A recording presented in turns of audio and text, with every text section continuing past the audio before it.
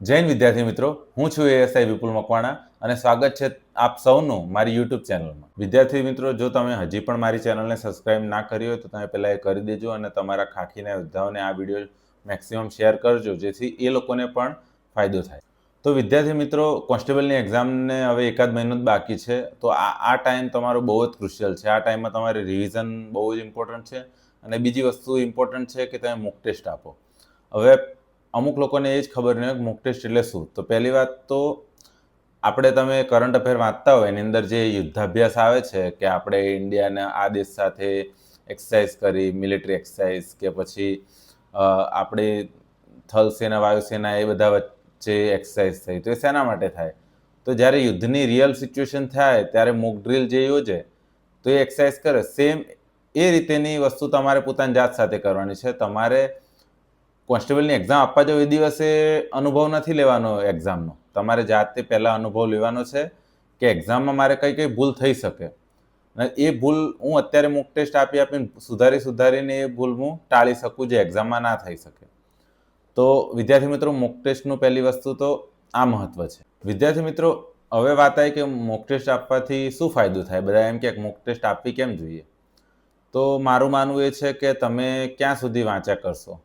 પહેલી વાત તો તમે એમ વિચારશો કે હું બધું જ વાંચી લઉં ને બધું જ કવર કરી લઉં ત્યારે જ હું ટેસ્ટ આપીશ, તો એ દિવસ તમારો એક્ઝામનો દિવસ હશે એ જ આવશે, એના સિવાય તમે ટેસ્ટ માટે રેડી નહીં થાવ. તો એના માટે તમારે એવું નહીં વિચારવાનું કે મારું કેટલું થયું છે, કેટલું બાકી છે. તમારે ભલે આ ટાઈમ છેલ્લો 1 મહિનાનો આવી ગયો છે તો તમારું ઓલમોસ્ટ ઘણું બધું કવર થઈ ગયું હશે. તો તમે હવે મોક ટેસ્ટ આપવાનું આ છેલ્લા મહિનો છે એની અંદર છેલ્લા આગળના 20 દિવસ તો મોક ટેસ્ટ આપો જ રેગ્યુલર. દિવસની એક મોક ટેસ્ટ લખી દો, કાં તો એક દિવસ છોડીને એક દિવસ મોક ટેસ્ટ આપો. હું તમને કહું શું ફાયદો થશે. પહેલી વસ્તુ કે તમે મોક ટેસ્ટ આપશો એટલે તમે એક્ઝામની અંદર જે માહોલ ક્રિએટ થવાનો છે ને એ માહોલ તમે પહેલાંથી જ જીવી લેશો, એનાથી તમે ટેવાતા થશો. બીજી વસ્તુ કે તમે ટાઈમ મેનેજમેન્ટ તમને સમજ પડશે કે તમારે ટાઈમ ક્યાં ખૂટે છે, કયા સબ્જેક્ટમાં તમારે વીકનેસ છે એ વસ્તુ. મેં બી પહેલાં મોક ટેસ્ટ આપતો તો મારે મેથ્સમાં અને એમ ટાઈમ બહુ ખૂટતો હતો. તો પછી મોક ટેસ્ટ આપો તો એના તમારી સ્પીડ ઇન્ક્રીઝ થશે, કેટલા છૂટી જાય, કરવા રહી જાય, આ બધી સમસ્યાઓ એ તમે મોક ટેસ્ટ આપ્યા કરશો એના પછી સોલ્વ થશે. એવું નહીં કે તમે ડાયરેક્ટ ત્યાં જશો તો તમારે એ કરવાના બી રહી જશે અને ટાઈમ બી ખૂટશે. તો આ બધાના સોલ્યુશન માટે તમારે મોક ટેસ્ટ આપવાની. હવે મોક ટેસ્ટ તમે ધારો કે આપી દીધી, એના પછી શું? તો મોક ટેસ્ટ આપી દીધી તો પછી તમે ખાલી એને સોલ્વ કરીને કે ચલો કેટલા સાચા પડે કેટલા ખોટા પડે એટલું ચેક કરીને મૂકી નહીં દેવાની. તમારે શું કરવાનું કે મોક ટેસ્ટમાં તમારે સાચા કેટલા પડ્યા. હવે સાચા પડ્યા તો બીજા ખોટા જે પડ્યા છે એ ખોટા કેમ પડ્યા, કયા સબ્જેક્ટના પડ્યા, કયો સબ્જેક્ટમાંથી કયા ટોપિકના પડ્યા. તો તમને આઈડિયા આવશે કે મારા આ સબ્જેક્ટમાં અમુક આ ટોપિકમાં મને વાંધો નથી આવતો, આ જે બીજા ટોપિક્સ છે એ મારે ખોટું પડે છે તો એ મારે જોઈ લેવાનું. તો તમારે એ ટોપિક જોઈ લેવાના. બીજી વસ્તુ કે તમારે ધારો કે મોક ટેસ્ટમાં તમારે ટાઈમ ખૂટ્યો કાં તો તમારે કરવાનું રહી ગયા, તો તમારે બીજી વખતે ટ્રાય કરવાનું કે થોડી સ્પીડી તમે ગણતરીઓ કરવા માંડો અને થોડુંક તમારા માઇન્ડને એટલું એક્ટિવ રાખો, તમે સ્પીડમાં કરો, પાછળ આખું પેપર જોઈ લો. ત્રીજી વસ્તુ, તમે જ્યારે બી મોક ટેસ્ટ આપો ત્યારે મેથ્સની વાત કરું તો મેથ્સમાં તમારે છે ને જે દાખલા હોય ને એમાં એવું લાગે કે આ દાખલો મારો વધારે ટાઈમ લઈ લેશે, એને છોડી જ દેવાનો. ધારો કે કોઈ પઝલ આપેલી હોય ને એમાં ટાઈમ કન્ઝ્યુમિંગ હોય, ટાઈમ કન્ઝ્યુમિંગ, તો તેને છોડી જ દેવાનું. એવું નહીં 1 માર્ક્સ કે 2 માર્ક્સ માટે તમે પાછળના 5 ક્વેશ્ચન રહી જાય જે તમને આવડતા હોય, એકદમ ઇઝી હોય, તો એવું ના થવું જોઈએ. તો એવી ભૂલો બી તમને મોક ટેસ્ટમાં આઈડિયા આવશે કે મારે આ ભૂલ આ મોક ટેસ્ટમાં નેક્સ્ટ ટાઈમમાં હું એ ભૂલ ના કરું. વિદ્યાર્થી મિત્રો, તમે જ્યારે શરૂઆતમાં મોક ટેસ્ટ આપશો તો તમારે માર્ક્સ ઉપર ફોકસ નથી કરવાનું, કેમ કે આ કોઈ બી તમે એકેડમીના મોક ટેસ્ટ આપશો એ એક્ઝામ જેવા તો નહીં જ હોય, પણ તો બી હોય તો પણ તમારે માર્ક્સ પર ફોકસ નહીં કરવાનું. તમારે ખાલી એના પર ફોકસ કરવાનું કે ભૂલ ક્યાં થઈ. તમારે ભૂલ સુધારા પર ફોકસ કરવાનું છે. તો માર્ક્સ પર ફોકસ કરી અને ટેન્શનમાં ના આવી જતો. ધારો કે કોઈ એકેડમીએ મારી મોક ટેસ્ટ બહુ સારી એમ કરીને બહુ ટફ મોક ટેસ્ટ કાઢી નાખી તો એમાં બી તમારા માર્ક્સ ઓછા, તમે પછી 2 દિવસ સુધી વાંચવાનું ના બંધ કરી દો કે હવે તો મારું નહીં થાય એવું કરીને બંધ કરી દેશો તો પછી એ બરાબર નથી.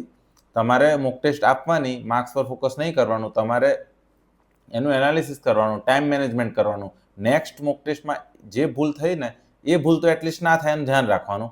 તમે 1000 ભૂલો કરો મિત્રો, પણ 1000 ભૂલોમાં દરેક ભૂલ રિપીટ ના થવી જોઈએ. એકવાર થઈ તો નેક્સ્ટ ટાઈમ ટ્રાય કરવાનો કે એ ભૂલ તો ના થાય, ભલે બીજી નવી ભૂલ થાય.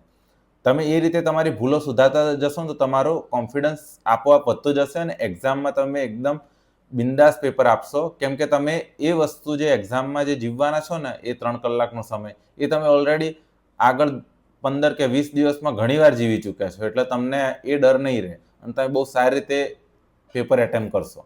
હવે વિદ્યાર્થી મિત્રોનો એક મોટો પ્રશ્ન એ હોય છે કે મોક ટેસ્ટ કયા એકેડમીની લેવી.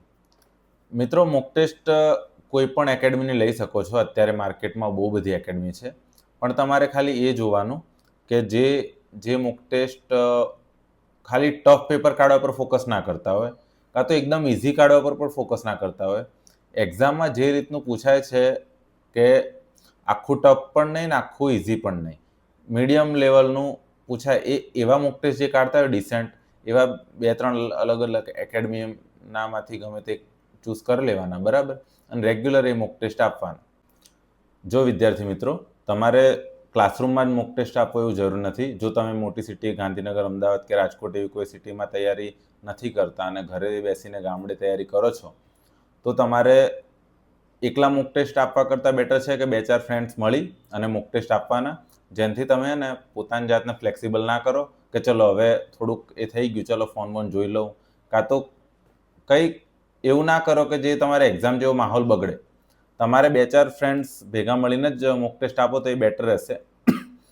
બીજી વસ્તુ, ધારો કે તમે લાઇબ્રેરીમાં મોક ટેસ્ટ આપો છો, ઓનલાઈન મોક ટેસ્ટ લીધા હોય તો લાઇબ્રેરીમાં બેઠા બેઠા આપો છો, તો તમારે OMR શીટમાં જ આપવાના, બરાબર. તો OMR શીટમાં આપો એ બરાબર છે, પણ તમારે લાઇબ્રેરીમાં બી 2-3 ફ્રેન્ડ સાથે જ આપવાના, જેથી તમે સાથે જ સ્ટાર્ટ કરો ને સાથે જ પૂરું કરો અને એનાલિસિસ પછી જોડે બેસીને કરવાનું, જેનાથી તમને બંનેને કે તમે જે બી મિત્રો છે એ લોકોને બહુ ફાયદો થશે અને તમારું જે બી ઇમ્પ્રુવમેન્ટ આવશે એ સાથે આવશે, બરાબર. વિદ્યાર્થી મિત્રો, હવે એક્ઝામનો 1 જ મહિનો છે, એટલા માટે તમે એક્ઝામની તૈયારીના કોઈ પણ સ્ટેજમાં હોય, મારું માનવું છે અને હું ઇન્સિસ્ટ કરું છું, તમને રિક્વેસ્ટ કરું છું કે તમે મોક ટેસ્ટ આપજો જ. કેમ કે ડાયરેક્ટ તમે એક્ઝામમાં જશો તો બહુ બ્લફ થઈ જશે અને તમે સારી રીતે એટેમ્પ નહીં કરી શકો. એના કરતાં અત્યારે મોક ટેસ્ટ આજે લાસ્ટ મંથ છે એની અંદર 15-20 જેટલા મોક ટેસ્ટ આપી દેજો. એટલીસ્ટ 15 જેટલા અપાય એટલો ટ્રાય કરજો, તો જ્યાંથી તમને ખૂબ એટલે ખૂબ ફાયદો થશે. તમારી જેટલી ભૂલો હશે અહીંયા થઈ જશે, ડાયરેક્ટ ત્યાં ભૂલો નહીં થાય. એટલે કોઈ પણ સારી એકેડમીના તમને જે મિત્રો પાસે જાણવા મળે કે આ એકેડમીના સારા હોય છે એ પ્રમાણે તમારે મંગાવી અને એ મોક ટેસ્ટ આપજો અને એક્ઝામના માહોલમાં આપજો, બરાબર. વિદ્યાર્થી મિત્રો, મોક ટેસ્ટ છે ને એ વન ટાઈપ ઓફ રિવિઝન જ છે. તમે મોક ટેસ્ટ આપશો, એનું એનાલિસિસ કરશો અને જે તમારા ખોટા પડ્યા હશે એને તમે પાછા તમારી નોટ્સમાં કે તમારી બુકમાં એ ટોપિકને ફરી વાંચશો એટલે તમારા જે વીક પોઈન્ટ છે સ્ટ્રોંગ થતા જ જશે. એટલે એ વન ટાઈપ ઓફ રિવિઝન જ છે. એટલે તમે એમ ના સમજતા કે ના ભાઈ મારો ટાઈમ બગડે છે કે આટલા બધા કલાક હું મોક ટેસ્ટમાં બગાડું કે તમે વાંચી લઉં. એ ધારણાઓથી દૂર રહેજો અત્યારે અને તમે એ રીતે મોક ટેસ્ટ આપશો તો ખૂબ ફાયદો થશે. તો મિત્રો, મારી આ ચેનલને સબસ્ક્રાઈબ કરી દેજો જો ના કરી હોય તો, અને લાઇક પણ કરજો અને તમારા ખાખીના યોદ્ધાઓ સાથે આ ચેનલના વિડીયોને શેર કરજો, જેથી એ લોકોને પણ ફાયદો થાય. અને તમારે બીજા કયા ટોપિક પર વિડીયો જોઈએ છે જે કોમેન્ટ સેક્શનમાં મને જણાવજો, જેનાથી હું આગળ આવા વિડીયો લાવી શકું અને તમને હેલ્પ કરી શકું. જય હિન્દ, જય ભારત.